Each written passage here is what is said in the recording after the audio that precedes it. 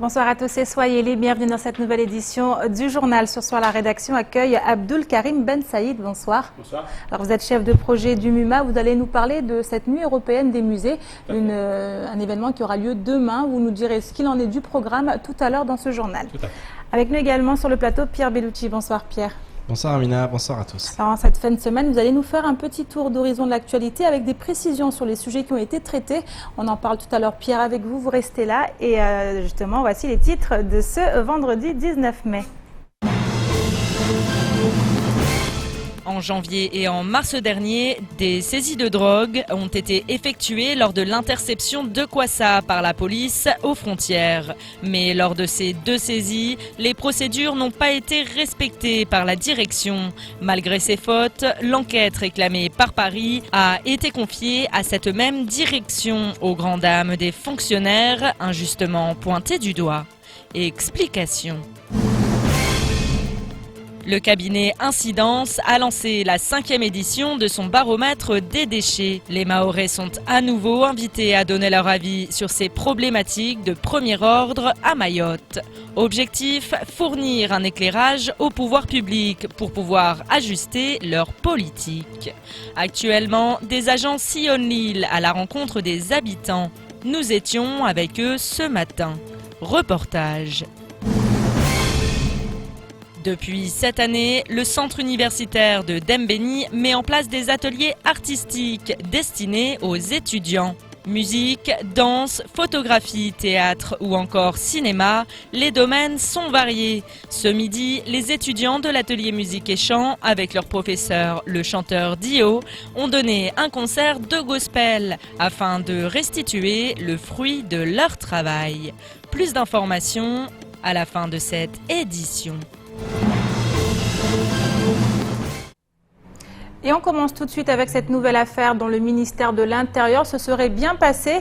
Les faits remontent à janvier et mars dernier. Ainsi, à la suite d'une interception de Kwassa, 2 saisies avaient été opérées. Ces dernières ayant donné lieu à des erreurs graves, la direction de la police aux frontières a été mise en cause pour non-respect de la procédure. On lui reproche en effet la disparition de plus de 4 kilos de cannabis, alors que beaucoup se souviennent encore de l'affaire Okia. Cette nouvelle affaire promet de faire grand bruit. Les explications dans ce sujet signé Pierre Bellucci et Leslie Vimnet. Sale affaire, c'est ainsi que le quotidien France Mayotte Matin titrait mercredi. Et pour cause, en janvier dernier, un Kwassa a été intercepté par les agents de la police aux frontières. Lors de la fouille, 2 kilos de cocaïne ont été saisis avant d'être remis au directeur adjoint de la PAF. Néanmoins, ce dernier a attendu le lendemain avant d'alerter le parquet. Une erreur dans la procédure qui pose problème à plusieurs égards. Car outre la possible disparition d'une partie de la drogue, les individus ayant tenté d'introduire la cocaïne n'ont pas été jugés pour ce délit. Ces personnes-là n'ont jamais été entendues ou n'ont jamais été concernées par cette affaire de drogue. Parce que, bon, justement, le parquet n'était pas au courant de la drogue. Comme quoi, bon, on a découvert la drogue. Vu que les tests n'ont pas été faits et que la pesée n'a pas été faite. Donc, à partir de là, le parquet, lui, s'est positionné, je suppose, parce que, bon, il s'est positionné par rapport à la simple procédure d'entrée sans autorisation sur le territoire. Ouais. Donc, et c'est pour cela qu'au jour d'aujourd'hui, on se dit, mais le dysfonctionnement, il a eu lieu à partir du moment où on remet, c'est-à-dire les fonctionnaires remettent la drogue. Hein, ils disent, bon, bah voilà, certainement c'est de la drogue. Bah, tout de suite, la hiérarchie, c'est-à-dire bon, la direction, voilà, aurait dû tout de suite identifier ça avant qu'une mesure d'éloignement ne soit prise. Autre problème qui se pose lors de cette affaire, une enquête a bien été ouverte par Paris, mais confiée à la direction de la PAF, pourtant directement mise en cause dans le vice de procédure. Je me vois mal comment on peut laisser la même direction qui serait mise en cause, faire diligenter une enquête administrative. Normalement, l'enquête administrative, quand j'étais à Paris, c'est soit l'IGPN, la police des polices, qui vient, soit on dessaisit et on renvoie cette affaire dans un autre service. Ici, par exemple, il n'y a pas 10 000 services. Par exemple, la DDSP, ici, au niveau, c'est-à-dire la direction départementale de la sécurité publique, parce qu'ils sont neutres, ils sont de l'autre côté. Mais on ne peut pas laisser un service qui est, si je peux dire entre parenthèses, mis en cause sur le dysfonctionnement, effectuer l'enquête administrative, c'est-à-dire auditionner les fonctionnaires alors que eux-mêmes apparemment l'enquête qui est ouverte à Paris, elle vise la direction. Autre affaire 2 mois plus tard au sein du même service, à la suite d'une nouvelle interception de Kwassa, 4 ballots contenant chacun 4 kilos de cannabis ont à nouveau été saisis. Après avoir été remis à la direction, la drogue a été placée dans une pièce non sécurisée et l'un des 4 ballots a disparu. De quoi à nouveau salir l'image de ce service aux grandes dames du syndicat SGP Police, qui explique que les fonctionnaires se retrouvent pointés du doigt en raison des largesses procédurales que s'est permise leur direction. Les collègues n'ont pas de coffre-fort pour sécuriser tout ça. Donc à chaque fois qu'ils finissent leur procédure, ce qu'ils font, ils remettent ça à la direction, et c'est à la direction de sécuriser, de mettre ça à un endroit qui n'est pas accessible. C'est complètement logique. Sauf que ce jour-là, ça a été mis dans une pièce où beaucoup de gens, que ce soit des fonctionnaires de police, mais aussi des administratifs, également les femmes de ménage, peuvent y accéder. Ce que j'ai envie de dire au jour d'aujourd'hui, c'est que mes collègues qui sont sur le terrain, mes collègues qui traitent ces affaires au niveau judiciaire, ce sont des gens qui sont honnêtes, ce sont des gens qui font ce travail avec sérieux. Et donc, à partir de là, il est vraiment très, très difficile pour eux, pour nous, de voir des choses comme ça, qui circulent, qui mettent en cause leur travail. Cette affaire fait tristement écho à celle liée à la mort de Roukia. De quoi poser des questions quant à la gestion des erreurs commises sur le territoire par les plus hautes instances de l'État. Et autre sujet qui a marqué l'actualité du jour, la rencontre qui s'est tenue ce matin entre le collectif des assoiffés du Sud, le syndicat des eaux et la SMAE. Au programme des discussions, les coupures d'eau, la question des factures ou encore le dédommagement des habitants. Au sortir de la réunion, le collectif a accepté de s'exprimer. Le bilan est plutôt positif, mais il n'empêche que la vigilance reste de mise. Le point dans ce sujet signé Pierre Bellucci et Leslie Vimnet. Mercredi, le collectif des assoiffés du Sud était sur notre plateau afin d'évoquer la poursuite de leur combat. En effet, si pour l'heure les coupures ne sont plus d'actualité, la question du dédommagement et des factures pose toujours problème pour ces représentants de la population du Sud. À ce titre, ce matin, le président du SIAM, son DGS, ainsi que le directeur de la SMAE ont rencontré une délégation du collectif afin de trouver des solutions. Plusieurs promesses ont ainsi été faites. Alors, les promesses en question qui ont été discutées, les indemnisations pendant toute cette période, parce qu'il y a eu quand même pas mal de dégâts subis. Les factures d'eau ne seront pas payées, donc ils seront pris en charge par la SMAE. Je ne sais pas comment est-ce qu'ils vont se débrouiller. Néanmoins, la population n'aura pas à payer pendant toute cette période-là. Et ensuite, il n'y aura plus de coupure d'eau jusqu'à nouvel ordre. Ce sont les points essentiels que nous avons réussi à mettre en avant aujourd'hui et que je pense que tout le monde ne dira pas le contraire. Donc nous espérons que la semaine prochaine, nous allons nous réunir. Nous espérons que d'ici là, il n'y aura pas de changement et que les écrits vont pouvoir rester pour pouvoir expliquer à la population. Fin des coupures d'eau, dédommagement, remboursement ou non-paiement des factures durant la période des coupures. Les avancées sont réelles et doivent être officialisées mercredi prochain lors de la prochaine réunion du comité de suivi. En attendant, la vigilance reste de mise. À travers ces combats, on a constaté qu'en réalité, il faut que les gens soient vigilants. Nous devons rester vigilants sur un certain nombre de choses. Effectivement, il y a des engagements qui ont été pris. Donc, on attend que ça soit effectif. Et derrière, nous, on sera toujours là pour essayer de vérifier à ce que la population puisse avoir de l'eau. Nous, on sera également force de proposition sur un certain nombre de mesures pour conserver l'eau. Parce que nous, ce qui nous dérange le plus, c'est que on sait qu'à Mayotte, il pleut beaucoup. Et malheureusement, il y a une question de gestion de l'eau qui fait qu'aujourd'hui, on se retrouve en difficulté. Donc, on pourra proposer notre point de vue et on aimerait que lorsqu'on va construire un certain nombre d'infrastructures, qu'on consulte la population parce qu'on est les premiers bénéficiaires de ces dispositifs-là. Le collectif souhaite être associé aux futurs projets liés à la gestion de l'eau. Par ailleurs, si ces nouvelles promesses venaient à ne pas être tenues, les assoiffés affirment que d'autres voies de résolution sont possibles.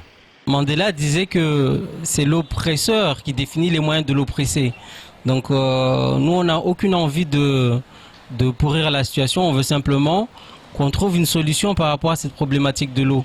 Parce qu'on ne peut pas parler de développement d'un territoire s'il n'y a pas de l'eau.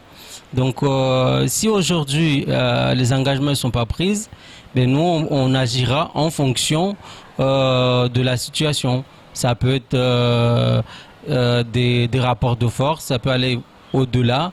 Puis pourquoi pas, peut-être ça ira jusqu'au tribunal parce qu'on sait que la loi elle est claire là-dessus. Il y a un certain nombre d'engagements qui doivent être respectés.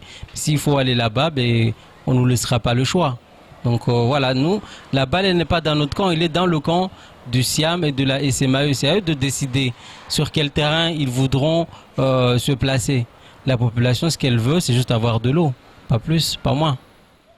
Mercredi, plusieurs avancées devraient être officiellement entérinées. Une bonne nouvelle pour la population du Sud qui aura vécu un début d'année 2017 extrêmement compliqué. Et le syndicat SNUPP-FSU se prépare à repartir en grève. Un préavis a été déposé pour le 6 juin prochain. Les revendications ne sont pas nouvelles.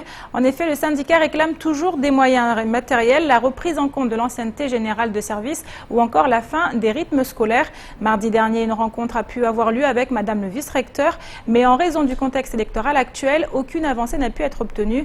Le syndicat reste donc mobilisé et attentif, comme l'explique le secrétaire départemental du SNUPP-FSU lors de la matinale de Kwesi. On l'écoute. Le président de la République avait dit des choses à Mayotte. Il avait parlé de 1000 salles de classe. Au niveau national, il a parlé de CP-CE1 en REP 12 à 12 élèves. Donc, dès la rentrée. Dès la rentrée, donc il n'y a pas besoin d'attendre le mois de septembre pour mettre cela à l'œuvre. D'ailleurs, à Mayotte, il y a besoin, et c'est urgent, il faut traiter ces situations-là, ne pas attendre les gens qui partent en vacances et puis se retrouver en difficulté comme ce fut le cas pour les rythmes scolaires. D'ailleurs, il a parlé aussi des rythmes scolaires. Donc il y a ces sujets-là à discuter dès maintenant, pas dans la précipitation, mais à discuter. Il y a aussi nos revendications, je pense à l'indexation des salaires, l'augmentation du taux d'indexation des salaires, même s'il n'y a pas eu d'engagement là-dessus, mais il va falloir qu'on en parle. La question de la reprise en compte de l'ancienneté générale de service n'a pas abouti totalement, donc il va falloir reparler. Donc tout cela, il n'y a pas besoin de travailler au coup par coup, mais de travailler de façon très constructive, mettre tous les dossiers sur la table et puis discuter. Parlons environnement à présent avec la 5e édition du baromètre des déchets mené par Incidence. Le groupe de développement durable sillonne actuellement le territoire. Objectif, recueillir le sentiment de la population, notamment sur la gestion des déchets dans le département. Une enquête environnementale qui s'avère particulièrement utile pour les pouvoirs publics. En effet, grâce aux données récoltées, ces derniers pourront améliorer leur politique en matière de gestion de déchets et de développement durable. Sony Chamsidine nous en dit davantage. À votre domicile ou sur votre lieu de travail, il vous arrivera ces jours-ci d'être démarché par des enquêteurs. Pas de panique. Pour la 5e année, le groupe Incidence réalise son baromètre des déchets dans le territoire. Objectif, recueillir auprès de la population leurs différentes perceptions des déchets. Le baromètre permet de mesurer l'évolution des comportements des habitants et leur perception des changements. C'est-à-dire que est-ce que les politiques publiques ont bien été communiquées? Est-ce que la sensibilisation est bien mise en place? Est-ce que les habitants ont conscience de tous les outils qui sont mis à leur disposition pour trier, pour rendre l'île plus propre? Depuis quelques semaines, les agents sillonnent l'île avec leur questionnaire. Une collecte de données qui permet notamment de constater l'évolution du comportement des habitants avec leur environnement. Le Mahorais devient de plus en plus exigeant, il a besoin de la qualité et ils sont très conscients de la problématique qui se pose au niveau des déchets, que c'est très important de trier, de ne pas mettre n'importe quoi dans leurs OM, dans leurs ordures ménagères. Donc ils font énormément d'efforts et les rippers, les agents qui collectent les déchets font de la sensibilisation parce que c'est très très important de faire de la sensibilisation et expliquer à la population que c'est très important de faire le tri, de ne pas mettre des déchets dangereux dans leurs déchets, etc. À Kanikeli par exemple, cette habitante note avec le temps une amélioration dans la gestion des déchets au sein de la commune. Amana hale vuka maji ya kwenda chafi malavu armwakani vone alhamdulillah rabbil alamin akarsufanya uchafi yotsene wamtsizungwa kubeli yangu tsile ti vale amoni hulera hara tasha ula ujolisha moni vale wamtsilishe kubeli yangu abanuka uvundo dewa muirengeledza dewa amishitu nitsavani kubeli Polezile, moja wasipia retrie en centre vavoelau. Basé notamment sur la collecte, le tri et les techniques d'information, le baromètre des déchets est devenu au fil des années déterminant auprès des pouvoirs publics en matière de développement durable. Depuis la mise en place du baromètre des déchets il y a 5 ans, il y a plein de choses qui se sont passées à Mayotte, puisqu'il y a eu la mise en place de l'ISDND, l'arrivée d'éco-organismes à Mayotte, comme Corépil, Rossilom et très récemment PV Cycle. Il y a eu la mise en place du tri sélectif. Pour ceux qui veulent y participer, le questionnaire est disponible sur le site Incidence. La fin du baromètre des déchets est prévue pour la fin du mois de juin prochain. Je vous propose maintenant de faire un petit tour d'horizon du reste de l'actualité de ce vendredi 19 mai. C'est tout de suite dans l'actualité en bref. La nouvelle ministre des Outre-mer, Annick Girardin, n'aura pas attendu pour envoyer son premier communiqué de presse. En effet, elle s'est félicitée de l'adoption hier par la Commission européenne du règlement général d'exemption par catégorie.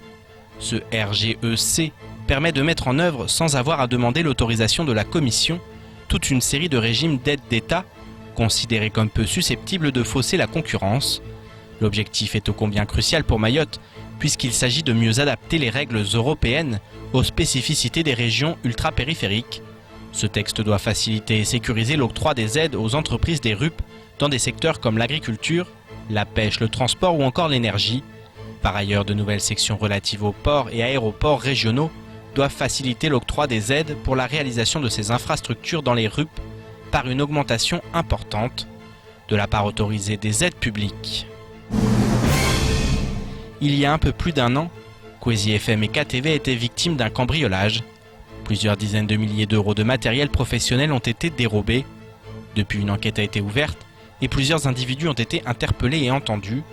3 d'entre eux avaient été mis en cause, 2 avaient été placés sous contrôle judiciaire et le 3e placé en détention provisoire au centre pénitentiaire de Majicavo.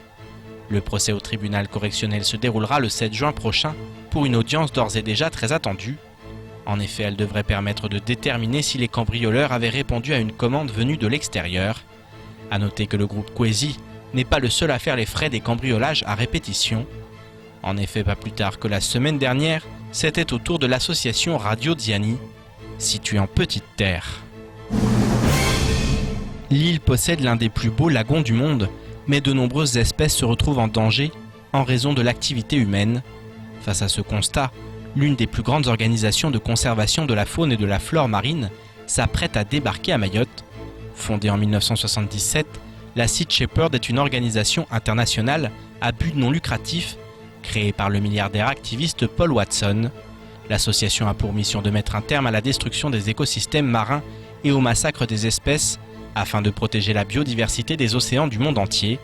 Alertée par le braconnage des tortues sur l'île, l'association arrivera début juillet pour 3 mois d'occupation systématique des plages de Ponte la nuit afin de dissuader les braconniers. Une bonne nouvelle lorsque l'on connaît la détermination de Paul Watson, devenu le premier à réclamer l'exil écologique. en raison de son combat quotidien face au massacre des baleines.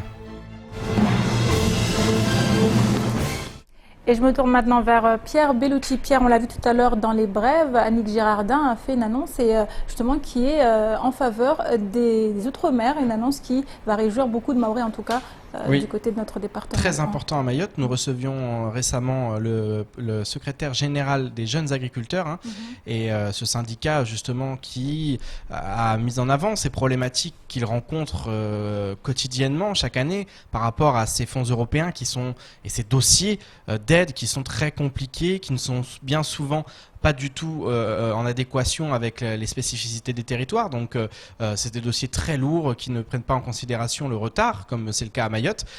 Donc c'est très compliqué. Donc effectivement, avec ce règlement général d'exemption des territoires, il va y avoir des facilitations dans ce domaine et c'est vraiment très très important. L'accompagnement sera différent. On va un peu, j'allais dire, fermer les yeux quelque part sur ces normes européennes qui sont pas du tout, qui collent pas du tout à la réalité de Mayotte. Donc ça c'est très très important. Alors dans quelle mesure la Commission européenne vient de se réunir justement pour voter ça.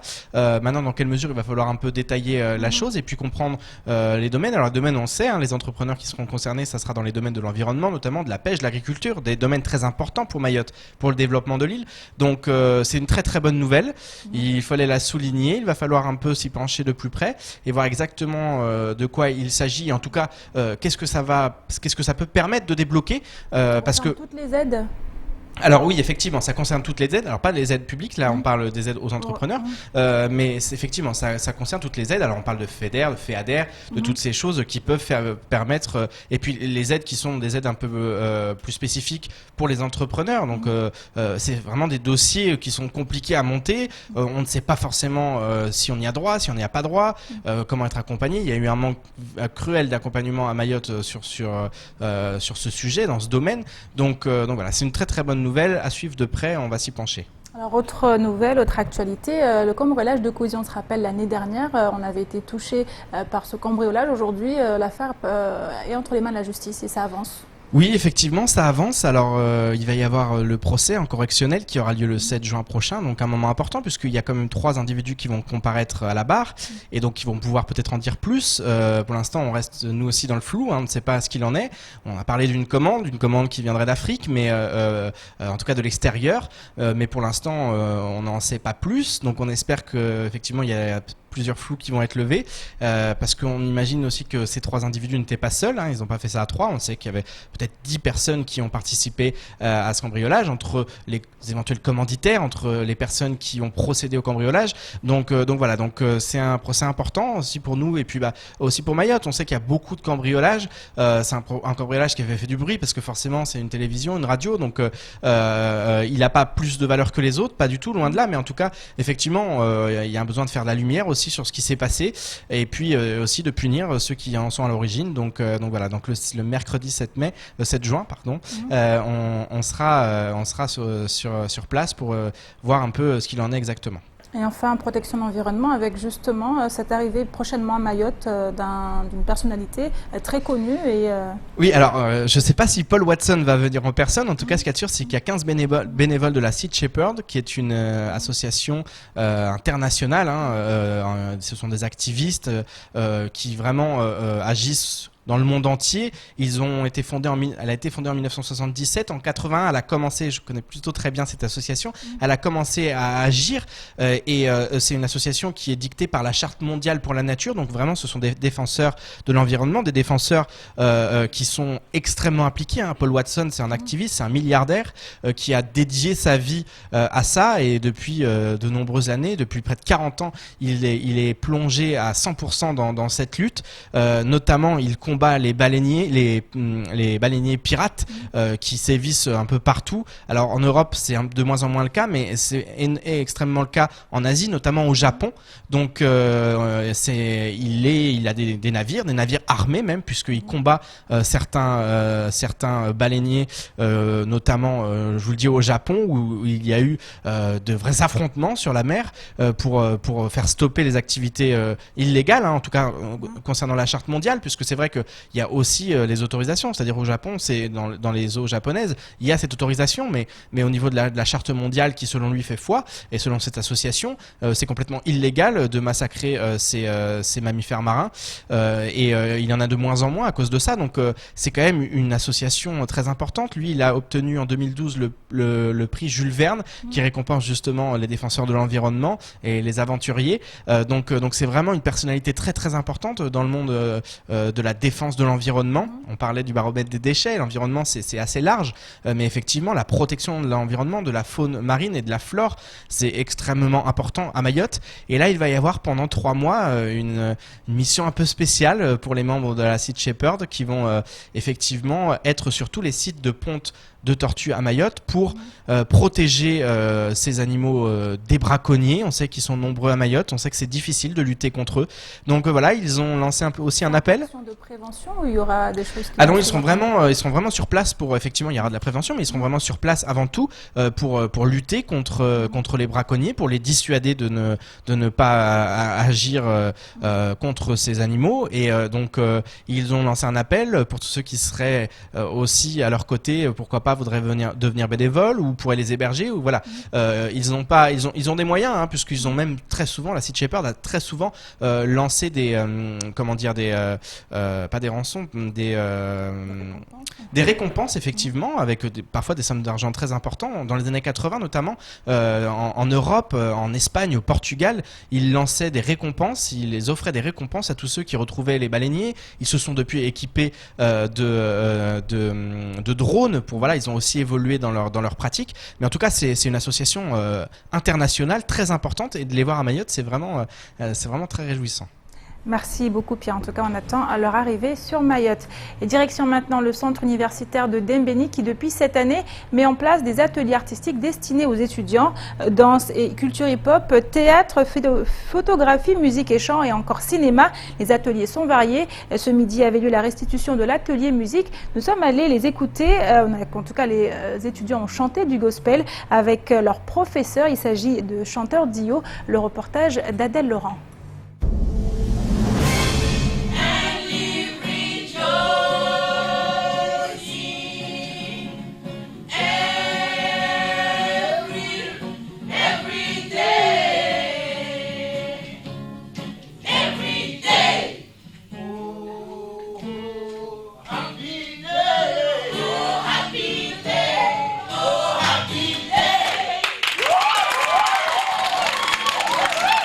Et ce midi, au CUFR, la joie était effectivement au rendez-vous. En effet, les étudiants participant à l'atelier musique du pôle culture ont restitué le fruit de leur travail. Avec leur encadrant, l'auteur, compositeur et interprète Dio.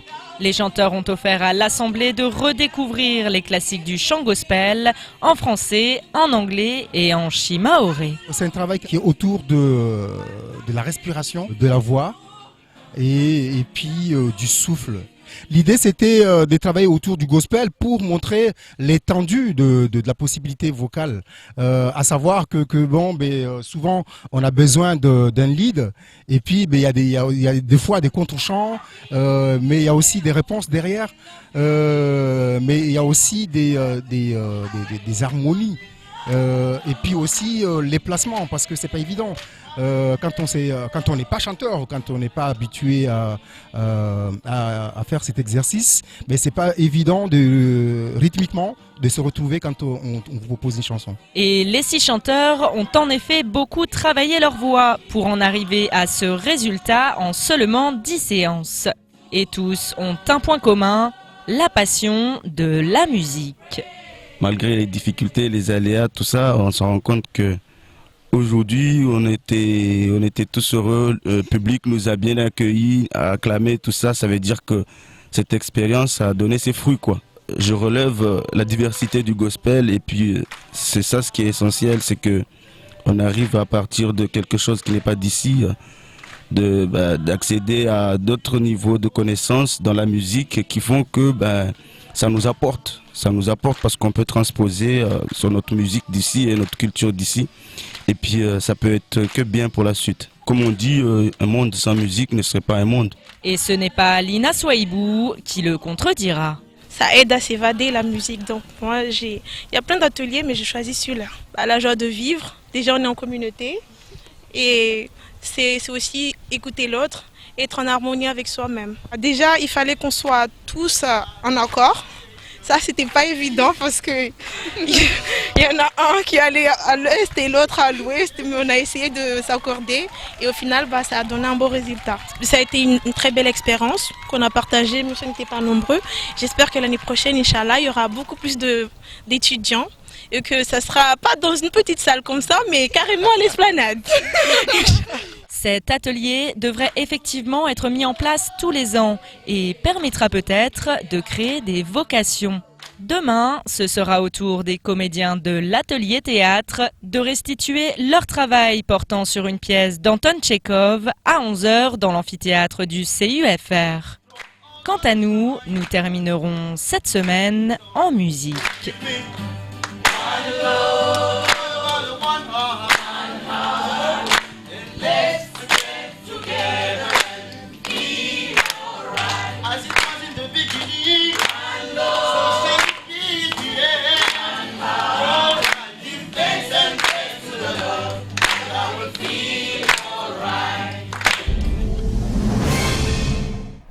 Et autre événement culturel, la nuit européenne des musées. On en parle avec notre invité Abdul Karim Ben Saïd, qui est chef de projet au MUMA. Alors cette nuit européenne des musées sera également célébrée ici à Mayotte, mais de quoi s'agit-il très exactement? En fait, la nuit européenne des musées, c'est un événement européen qui permet en fait de démocratiser l'accès au patrimoine, l'accès au musée.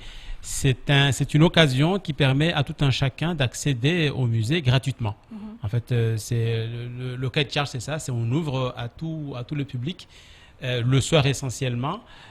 Donc ici à Mayotte, donc on a commencé l'année dernière. Au niveau européen, on en est à la 13e édition. Et à Mayotte, on en est à la 2e édition. Et l'année dernière, ça a été un vif succès. Cette année, on espère que ça le sera autant.